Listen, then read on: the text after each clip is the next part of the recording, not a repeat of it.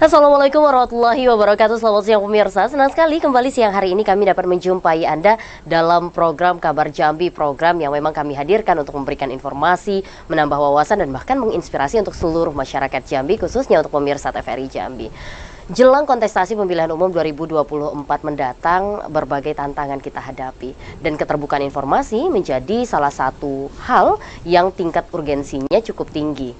Pesta demokrasi haruslah disambut membahagiakan oleh seluruh masyarakat. Jangan sampai menimbulkan perpecahan, apalagi karena ada informasi yang salah tersampaikan. Untuk itu tema kita pada hari ini begitu menarik dan erat kaitannya dengan pemilihan umum datang, yakni keterbukaan informasi pemilu.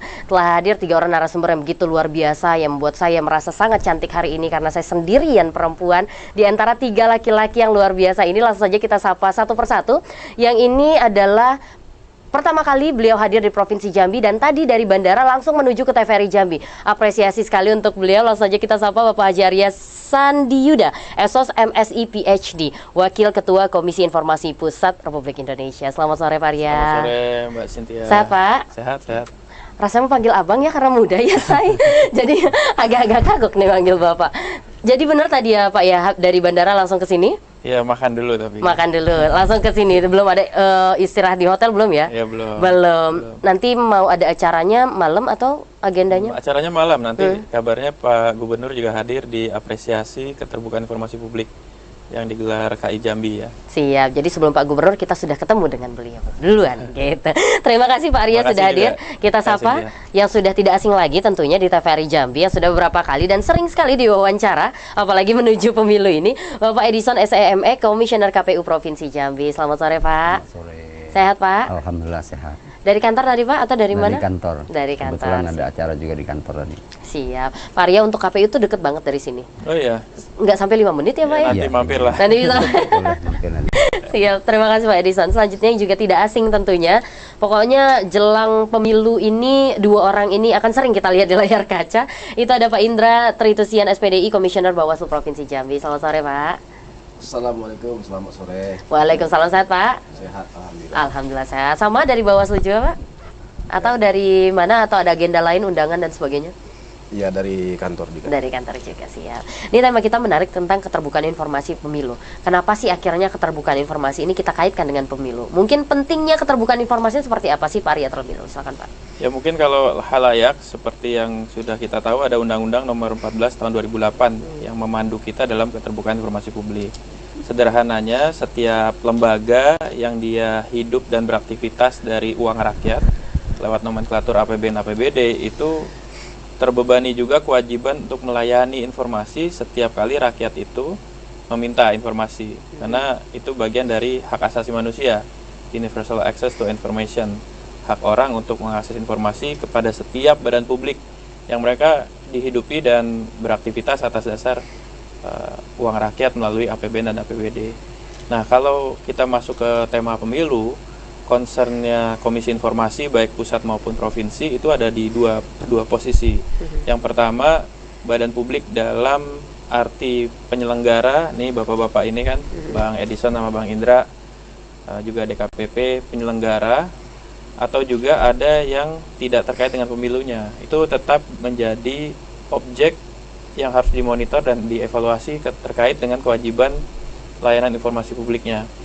Misalnya ketika pimpinan dari badan publiknya ikut sebagai peserta menjadi caleg, menjadi calon kepala daerah, atau misalnya capres, bahkan itu di level nasional, level provinsi sampai dengan desa itu harus dipantau. Jangan sampai kewajiban mereka sebagai badan publik itu hilang dan masyarakat cabut haknya.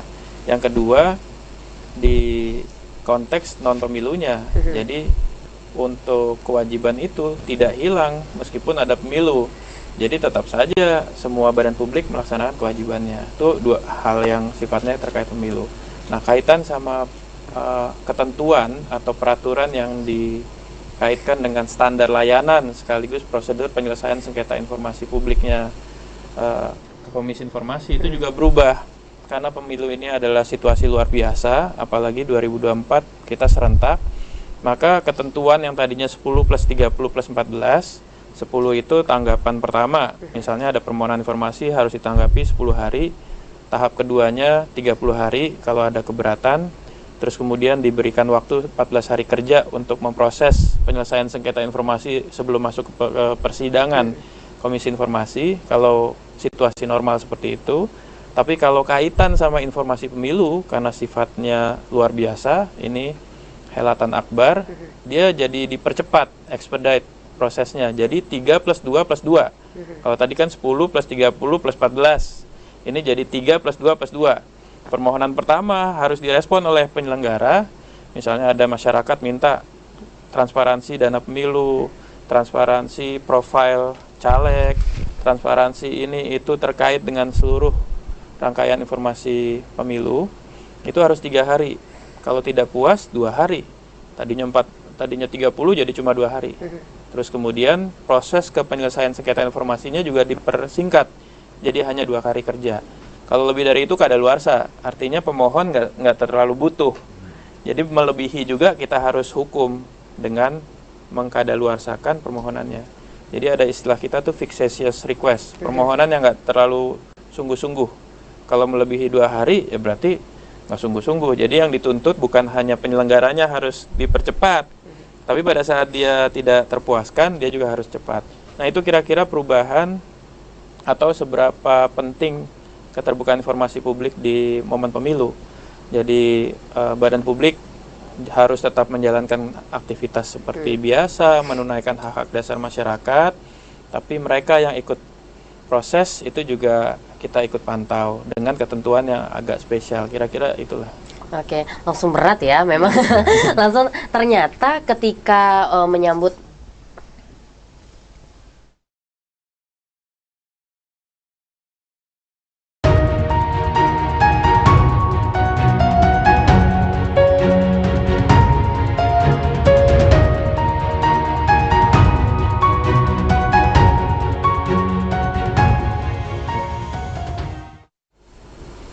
pemirsa masih bersama kami dalam program Kabar Jambi dengan tema kita pada hari ini adalah keterbukaan informasi pemilu.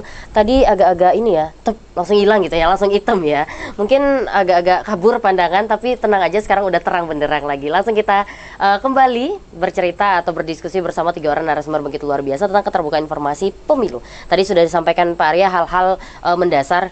Kenapa sih pentingnya akhirnya keterbukaan informasi kepada pemilu dan bagaimana concernnya KI di mana yang tadinya lumayan panjang prosesnya untuk keterbukaan informasi menjadi lebih singkat dan sebagainya. Nanti akan kita tanyakan kembali seperti apa sih mekanismenya, apakah ada syarat-syarat tertentu yang harus dipenuhi sebelum mekanisme yang lebih cepat itu bisa didapatkan, seperti itu. Kita ke Bang Edison dulu. Bang, sejauh ini untuk informasi-informasi yang dibutuhkan publik, katakanlah tahapan-tahapan pemilu, sosialisasi pemilu, sampai saat ini bagaimana tanggapan masyarakat?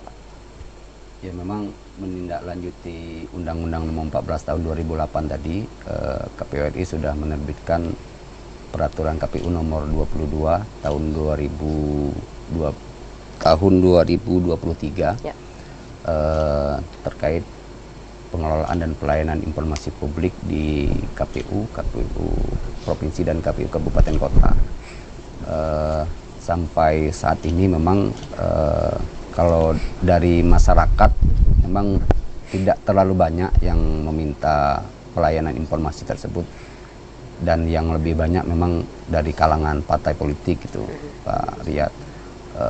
Kemudian yang memang membutuhkan data terkait dengan pencalonan di 2024 ini kan. Sementara dari masyarakat tidak banyak, hanya 1-2 paling yang meminta informasi. Karena memang informasi-informasi yang sebagian kan memang sudah kita sampaikan melalui media-media sosial, kemudian kan melalui sosialisasi selalu kita sampaikan. Nah, mungkin itu salah satu penyebab kurangnya permintaan data melalui PPID kita, pejabat pengelola informasi dan dokumentasi. Tapi sejauh ini kalaupun ada yang minta informasi sangat terbuka ya Pak ya? Insya Allah setiap ada permintaan maksimal itu 1-2 hari sudah kita sampaikan. Siap. Untuk standar-standar pelayanan yang tadi sudah disampaikan bahwa kita kan butuh cepat nih untuk keterbukaan informasi, katakanlah partai politik yang meminta itu bagaimana? Apakah sudah berjalan implementasinya seperti yang disampaikan oleh Pak Arya tadi? Iya, kalau hal yang seperti itu sudah berjalan karena memang tiap bulan itu kan partai politik pasti selalu meminta data karena ada pertanggungjawaban yang harus mereka minta di pemerintah gitu kan. Jadi setiap bulan pasti mereka meminta, dan insya Allah kalau pejabat pada saat itu tidak dinas luar, insya Allah 1 jam selesai kita berikan. Wah, lebih cepat lagi ini Maya. Oke, siap. Terima kasih Pak Edison. Kita ke bagian pengawasannya. Ngawas-ngawasin aja ini ya kan. Untuk keterbukaan informasi, pengawasannya seperti apa dan urgensinya untuk keterbukaan informasi saat pemilu ini seperti apa? Silakan Bang. Ya, sebagai turunan dari undang-undang tadi yang disampaikan oleh Bang kita tadi, bahwa di Bawaslu juga ada peraturan nomor 1 tahun 2022 tentang PPID. Nah, jadi di situ diatur semua terkait dengan pengolahan informasi yang harus diakses oleh publik dan disampaikan oleh publik. Nah, kenapa ini penting kami sampaikan kepada publik? Karena memang semua tahapan-tahapan yang diawasi pemilu itu, diawasi oleh Bawaslu itu harus terkoneksi dengan masyarakat langsung. Artinya apa yang menjadi poin-poin masyarakat untuk dapat ikut berpartisipasi dalam melakukan pengawasan, maka kita berikan akses. Contohnya terkait dengan misalnya pengawasan tahapan yang saat ini, misalnya sekarang tahapan DCT ya Bang, sudah pencermatan ya Bang. Sudah DCT sudah ditetapkan. Nah, itu semua informasi-informasi itu kita sampaikan kepada masyarakat. Terkait misalnya ada yang melapor ke kita kan, ada formulir-formulir terkait dengan laporan masyarakat, kemudian statusnya siapa yang terlapor itu dipublikasikan. Nah, begitulah kira-kira yang menjadi semangat daripada keterbukaan informasi publik Bawaslu. Jadi masyarakat pun bisa ikut serta ya Bang? Dan untuk sosialisasi itu apakah masyarakat sudah akrab dengan hal itu dan masyarakat juga mengambil bagian untuk melakukan pengawasan itu? Iya, jadi itu menjadi sebuah kewajiban bagi Bawaslu. Bahkan saking itu wajibnya kami membuat instrumen atau peraturan sendiri terkait dengan partisipasi masyarakat. Jadi memang untuk sejauh ini, apakah masyarakat kita sudah berpartisipasi untuk itu? Sudah banyak yang berpartisipasi atau belum sesuai target kita, Bang? Wah, sebentar. Jadi kalau melihat trennya per tahapan, setiap tahapan ada aja yang melakukan responsif, artinya di lapangan dinamika lapangan terkait dengan tahapan ada aja yang melaporkan, kemudian ada juga yang memberikan saran, artinya kan ada feedback, artinya ada kilas balik yang Bawaslu sampaikan kepada masyarakat dan mereka mengerti apa yang mereka lakukan. Siap, berarti adalah respon yang baik dari masyarakat terkait hal itu Bang ya. Terima kasih Bang Indra.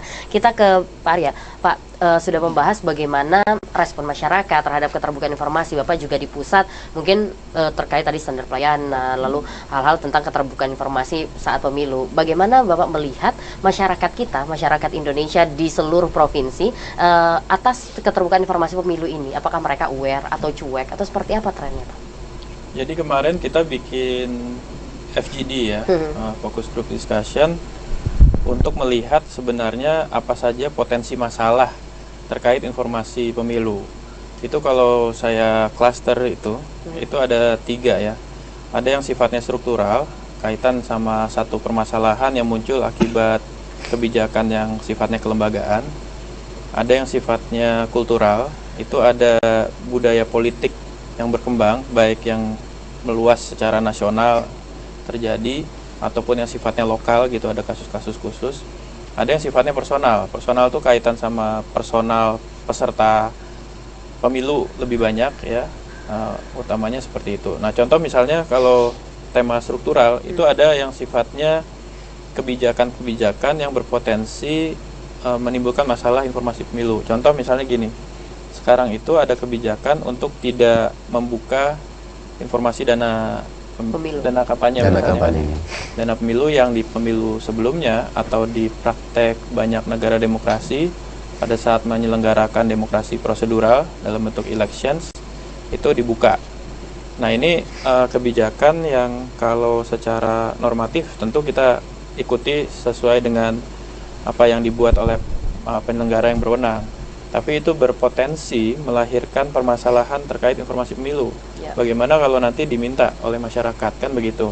Terus kemudian juga tidak wajibnya jejak rekam caleg itu diumumkan. Misalnya tidak ada standar tertentu caleg itu harus menampilkan apa-apa, sehingga ada beberapa caleg ataupun parpol yang tidak memperlihatkan jejak rekamnya. Nah, ini kan nanti menjadi potensi permasalahan informasi pemilu ketika masyarakat dalam proses mencari wakil rakyat atau calon pemimpin nasional atau daerah yang terbaik, mereka ingin tahu jejak rekamnya. Nah, ini sebenarnya potensi-potensi yang di klaster struktural. Nah, dan ada banyak hal lain. Seperti tadi saya di awal buka, ada banyak pimpinan badan publik yang ikut kontestasi. Ini kan potensi struktural karena tidak ada larangan bagi mereka yang memimpin badan publik, baik tingkat nasional seperti kementerian, ada tingkat level provinsi, ada gubernur yang masih definitif terus maju lagi, atau kemudian dalam waktu yang sangat singkat dari proses pemilunya baru mundur menjadi PJ. Nah, ini kan potensi penyalahgunaan kewenangan, terus kemudian potensi informasi publik, informasi pemilu juga ada kaitan di situ. Itu yang sifatnya struktural tuh di klaster itu.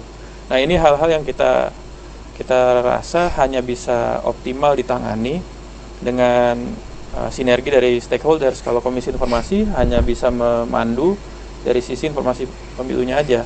Kalau ada permohonan harus direspon 3 hari, kalau keberatan 2 hari, kalau bersengketa itu 2 hari kita berikan waktu untuk menyelesaikan di Komisi Informasi. Nah, ada juga di klaster kultural. Kultural itu yang sifatnya lebih ke budaya politik. Ada budaya politik yang sebenarnya ini nggak bisa disebut budaya, tapi penyimpangan budaya seperti politik uang. Nah, ini kan banyak nih nanti di lapangan. Nah, ini sebenarnya kaitan sama informasi di lapangan juga harus kerjasama semua pihak. Saya kira kawan-kawan penyelenggara jauh lebih paham dan juga sudah memikirkan hal ini. Tapi memang harus ada sinergi. Nah, terus kemudian yang sifatnya personal. Personal tuh sangat spesifik. Misalnya ada calon-calon bermasalah. Ini kan sebenarnya bukan hanya badan publik yang jadi penyelenggara dan Komisi Informasi. Semua masyarakat hendaknya punya daya kritis terhadap ini. Karena kita harus ikut sama-sama memantau nih permasalahan dan seterusnya. Saya nggak mau lebih dari itu karena takutnya melampaui kewenangan kami ya. Jadi yang kita petakan sebenarnya sekitar klaster itu, kultural, struktural, dan personal. Nah, harapannya memang permasalahan itu tidak sampai mengganggu produk dari demokrasi kita, terus kemudian kualitas calon pemimpin kita dan calon wakil rakyat kita tuh jadi jatuh gitu. Jadi sebenarnya keterbukaan informasi ini juga membantu untuk kita sama-sama memilih pemimpin yang berkualitas. Harusnya begitu. Dan KI sendiri ranahnya adalah membuatkan regulasi agar keterbukaan informasi itu lebih mudah seperti itu dan lebih cepat. Terima kasih Pak Arya. Kita ke penyelenggaranya nih, ya kan, ke KPU. Tadi ada potensi-potensi masalah yang juga sudah disampaikan oleh Pak Arya. Bagaimana ada struktural, ada juga kultural dan juga personal. Tadi beberapa struktural, Cynthia juga sempat beberapa kali baca beritanya tentang awalnya memang dana kampanye itu mau diperlihatkan transparan gitu, lalu berubah lagi peraturannya, berubah lagi. Itu seperti apa sebenarnya dan bagaimana juga KPU sebagai penyelenggara menghadapinya dan menginformasikannya kembali ke publik, dan juga beberapa potensi masalah yang tadi sudah disampaikan Pak Arya. Silahkan. Baik, saat ini memang KPU RI itu sedang menyusun big data gitu. Jadi semua informasi yang ada di KPU itu akan diletakkan dalam satu data yang bisa diakses oleh semua gitu kan, yang kecuali informasi yang dikecualikan gitu kan. Nah, untuk kampanye dan dana kampanye, KPU RI sudah membuat sebuah sistem informasi namanya SIKADK, Sistem Informasi Kampanye dan Dana Kampanye. Jadi itu nanti sistem itu bisa diakses oleh ada 12 lembaga nantinya, selain KPU, Bawaslu nanti, kemudian kepolisian, peserta pemilu itu sendiri dan lain-lain sebagainya, banyak itu yang bisa diakses oleh mereka. Jadi salah satu bentuk keterbukaan informasi yang ingin diperlihatkan oleh KPU adalah dengan membuat sisi tadi, semuanya pakai sistem informasi gitu kan. Pencalonan pakai sistem informasi pencalonan, kampanye dan dana kampanye si KDK, pokoknya semuanya sudah pakai nanti disatukan dalam sebuah big data gitu. Dan kenapa mungkin untuk PPID-nya jarang dikunjungi masyarakat, karena memang hampir seluruh informasi itu sudah disediakan di tempat-tempat lain seperti JDIH gitu kan, jaringan dokumentasi dan informasi hukum gitu. Semuanya bisa diakses di situ, peraturan-peraturan, keputusan-keputusan KPU gitu bisa diakses di situ. Dan alhamdulillah memang JDIH KPU kan salah satu yang terbaik gitu kan di nasional, mendapatkan penghargaan. Seperti itu, Mbak. Siap. Jadi kalau kita berbicara tentang keterbukaan informasi, sebenarnya sistem-sistem dan aplikasi-aplikasi sudah disiapkan seperti itu dari pihak penyelenggara agar mudah diakses dan diberikan kepada masyarakat. Nah, terkait perubahan-perubahan, sepertinya lumayan banyak nih Pak, perubahan-perubahan yang mungkin sudah disosialisasikan, lalu berubah lagi sosialisasi. Bagaimana tantangannya dan bagaimana pihak KPU menyikapinya agar ini bisa tetap terhandle seperti itu? Ya, memang tantangan memang untuk kita untuk mensosialisasikan selain keterbukaan informasi, tahapan-tahapan gitu kan. Apalagi saat ini memang sebagai penyelenggara tahapan-tahapan itu sudah mulai beririsan gitu. Tidak hanya 1, 2, tetapi 3 bahkan 4 gitu. Dalam satu waktu ya? Dalam satu waktu. Jadi memang sudah mulai tenaga, pikiran itu memang sudah harus tercurah. Bahkan mungkin dalam waktu dekat ini kita harus 24 jam mungkin bisa di kantor gitu kan, untuk menjalankan tahapan itu. Tapi ya tidak masalah karena memang itu tugas kita, dan tantangan tadi memang harus kita selesaikan gitu kan. Keterbukaan informasi, sosialisasi memang harus kita sampaikan kepada masyarakat. Tentu itu tidak cukup hanya penyelenggara saja, KPU, Bawaslu maupun DKPP. Tentu harus ada support juga dari pemerintah, kemudian dari peserta pemilu itu sendiri seperti partai politik, pasangan calon melalui tim-timnya, dan juga peserta perseorangan yakni DPD gitu kan. Iya, terima kasih Bang Edison. Kita ke Bang Indra lagi. Bang, berbicara tentang pengawasan, mungkin beberapa bisa diawasi secara secara masif seperti itu. Tapi ada beberapa seperti di sosial media dan media-media yang tidak bisa terukur seperti itu. Bagaimana pengawasan dilakukan terhadap publik dan informasi-informasi yang diberikan, tidak sedikit masyarakat yang langsung menelan informasi tersebut tanpa mengetahui kebenarannya. Itu kan akhirnya nanti bisa masuk ke ranah informasi yang salah, hoax dan sebagainya. Seperti apa, Bang? Ya, yang pertama kami sekarang sedang merancang untuk melakukan kerjasama dengan dinas Diskominfo, kemudian ke KPID juga terkait dengan khususnya tahapan sekarang ini kan tahapan kampanye, itu untuk yang pertama tentang pemberitaan, kemudian juga iklan, juga terkait dengan media sosial. Nah, tentu kan Bawaslu juga punya keterbatasan terkait dengan eksekusi daripada hasil pengawasan. Media sosial ini kan alat-alat yang paling efektif bagi peserta pemilu untuk melakukan kampanye. Namun kan di dalam media sosial ini ada juga yang media sosialnya tidak terdaftar di KPU. Nah, ini kan beda perlakuannya dengan yang terdaftar di KPU. Dan kita yakin bahwa yang agak bermasalah ini adalah akun-akun yang tidak terdaftar. Nah, ini persoalan baru, kemudian tentu tidak akan kami diamkan sebagai pengawas. Ketika itu masuk di dalam ranah bukan pemilu, artinya kan kita rekomendasikan kepada cybercrime di Polda untuk melakukan selanjutnya, ya kan. Kalau itu masuk dalam kategori pidana pemilu, maka nanti kan kita akan ke akunnya kita secara bersama-sama dengan Diskominfo kita take down gitu. Nah, itu kira-kira. Jadi memang sudah dirancang lah Bang ya untuk Sudah. mengantisipasi hal-hal seperti itu. Terkait sengketa informasi yang tadi juga disampaikan itu, apakah juga masuk ke ranah Bawaslu atau seperti apa? sengketa informasi di ranahnya Komisi Informasi. Oh, komisi. Jadi ketika ada sengketa informasi tidak lagi diawasi oleh Bawaslu, tapi diselesaikan di Komisi dulu Informasi. di Komisi Informasi. Baik pusat ataupun daerah. Bawaslu jadi termohon jadinya kalau tidak memberikan akses data informasi kepada masyarakat. Kalau tidak memberikan. Nah, untuk sejauh ini sengketa informasi yang terjadi di Indonesia lah, Bang, seperti apa? Sengketa informasi kan kalau secara umum Terkait tadi pemilu, katakanlah terkait pemilu. ya kan belum mulai. Ini belum main nih kita. Istilahnya Pak Edison tadi, ini baru pemanasan. Cuma saya mau keluar dari tema sengketa dulu.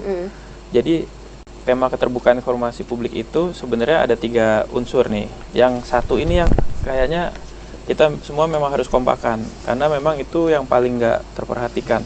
Kalau yang 2 ini udah selesai nih, transparansi, akuntabilitas, ini sudah selesai di tingkat kebijakan segala macam. Tapi bicara tentang partisipasi, ini PR kita bareng, karena biasanya kita itu sangat fokus kepada, kalau di Komisi Informasi sangat fokus kepada standar layanan informasi kepada badan publik, ya kan? Terus kemudian fokus kepada penyelesaian sengketa informasinya. Tapi bicara tentang partisipasinya, bagaimana masyarakat ini ikut serta mengawasi proses tahapan informasi publik, ini memang kita PR bareng, karena jangan sampai proses pemilu ini kita penyelenggara terus juga Komisi Informasi itu kalah dalam istilahnya gravitasi informasi dari peserta dengan gravitasi informasi dari penyelenggara. Jadi yang rame itu nanti lebih banyak, kalau di netizen tuh berarti lebih banyak buzzer parpol, buzzer tim capres daripada masyarakat kritis yang mengawasi informasi pemilunya. Karena potensi permasalahan itu justru terjadi di situ. Misalnya masalah kecurangan segala macam tuh potensinya di situ. Tingkat kecerdasan pemilih untuk mengawasi secara objektif itu biasanya akan kalah dengan propaganda opini. Nah, itu memang PR kita bareng-bareng ya tentang partisipasi ini. Kalau misalnya kita berhasil nih, nggak tahu caranya gimana ya dalam waktu-waktu terakhir ini, kita semua kompak untuk membangun tingkat kesadaran partisipasi publik yang sifatnya bukan nge-swing ke masing-masing peserta, itu akan sangat membantu terjadinya demokrasi substansial. Jadi demokrasi substansial itu ya yang anti disinformasi, anti misinformasi. Terus kemudian akhirnya outputnya kita punya pemimpin-pemimpin di segala sektor yang berkualitas. Nah, kalau soal sengketa sebenarnya kita sih siap-siap aja ya, karena itu udah terbiasa setiap pemilu. Kita juga punya mekanismenya, dan kalau pengadilan tanda kutip ya penyelesaian sengketa informasinya Komisi Informasi terkenal paling bersih lah dibandingkan pengadilan-pengadilan lain, karena pakemnya itu udah jelas mana informasi yang harus dibuka, mana yang dikategorikan wajib tersedia setiap saat, mana yang berkala, mana yang dikecualikan, dan biasanya badan publik tuh patuh. Kalau sudah ditetapkan buka ya buka, separuh dibuka separuh ditutup, oke. Itu nggak ada masalah. Cuma memang sebelum urusan sengketa ini masalahnya apakah masyarakat itu doyan dengan informasi publik yang diberikan oleh para penyelenggara. Itu yang paling penting. Ini penyelenggara udah istilah bahasa Betawi itu ngejembreng gitu ya. Udah ngejembreng semua informasi, dimakan nggak gitu. Nah, ini yang sebenarnya PR kita bareng, dan dari sisi Komisi Informasi juga ingin sebenarnya selain supply-nya udah bagus, karena Bawaslu dan KPU tuh informatif kok kalau di tingkat RI ya. Kalau soal di Jambi seperti apa, ntar kita lihat nanti malam kan gitu. Tapi secara umum udah oke. Tapi demand-nya, keingintahuan masyarakat, terus menggunakan dia secara aktif untuk ikut mengontrol, ini sebenarnya PR bareng gitu. Jadi kita sekarang nih pertarungannya tanda kutip pertarungan antara para peserta dengan masyarakat sadar gitu, masyarakat sadar pemilu itu pertarungannya. Jangan pemilih sampai, cerdas ya. Jadi jangan terlalu nge-swing ke partisanismenya itu. Kalau dari posisi badan publik ya menurut saya. Siap. Nah, ini PR kita bersama tentang partisipasi. Nanti kita bahas gimana sih, apakah memang informasi yang sudah disampaikan oleh penyelenggara memang diterima atau mereka sebenarnya tidak peduli. Nah, nanti akan kita bahas, apalagi kita saat ini potensi pemilih pemulanya lumayan banyak ya. Iya. Nanti kita bahas seperti apa potensi pemilih pemula dan bagaimana kesadaran mereka terkait pemilu ini. Nanti akan kita bahas. Kita jeda dulu. Bapak-bapak, pemirsa, tetaplah bersama kami akan kembali usai jeda pariwara berikut ini.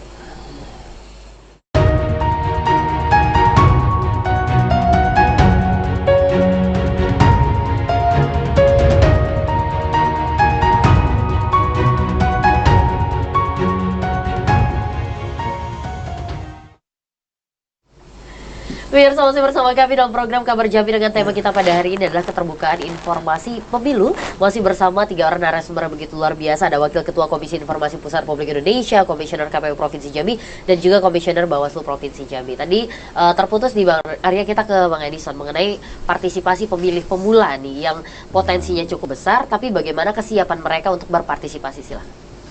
Iya, memang Mbak Cynthia, potensi pemilih pemula dan muda kita cukup besar. Ya. Di Indonesia itu 56%, di Jambi 54% hampir.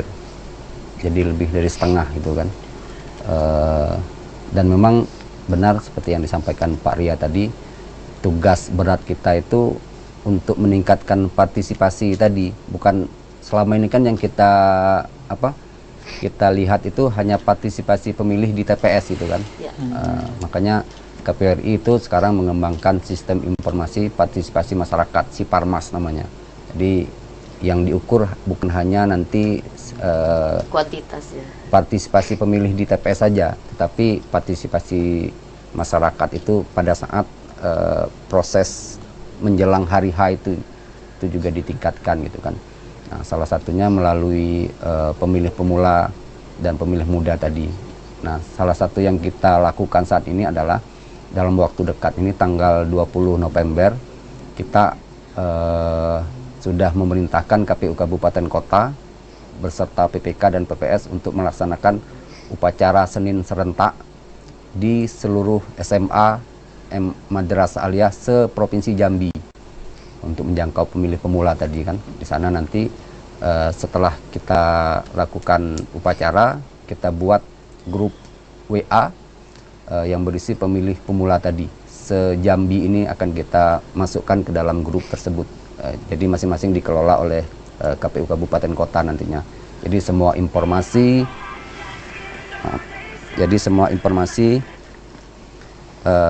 kemudian hal-hal yang berkaitan dengan tahapan dan informasi lainnya itu kita sampaikan melalui grup WA tersebut agar pemilih pemula nantinya bisa berpartisipasi aktif gitu kan di grup tersebut. Itu salah satu hal yang ingin kita dorong nantinya tanggal 20 November.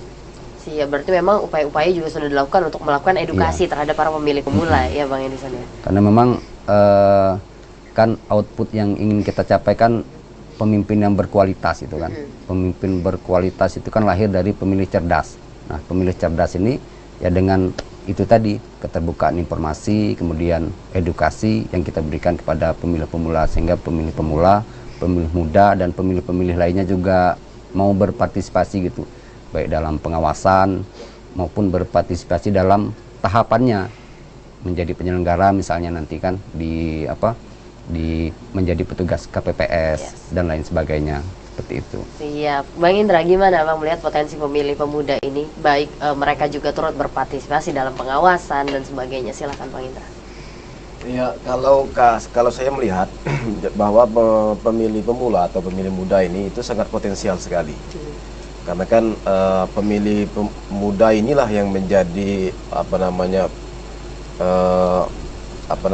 dinamika politik ini masih stabil dibuat anak-anak muda gitu kan. Artinya tingkat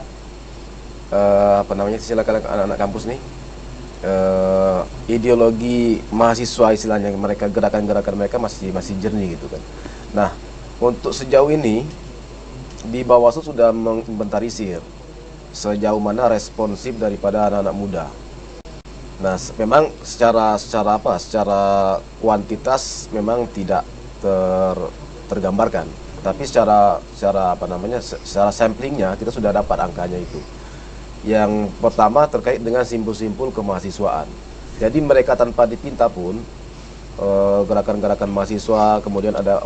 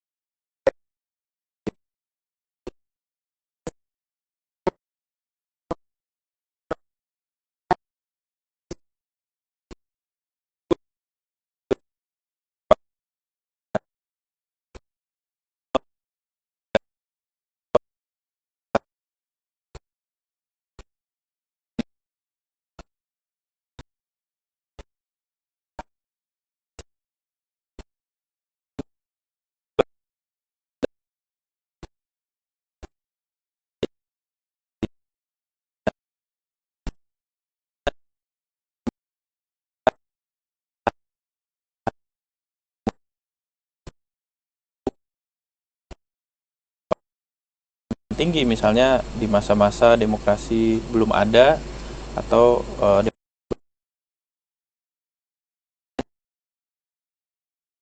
misalnya peserta pemilu yang pasif, misalnya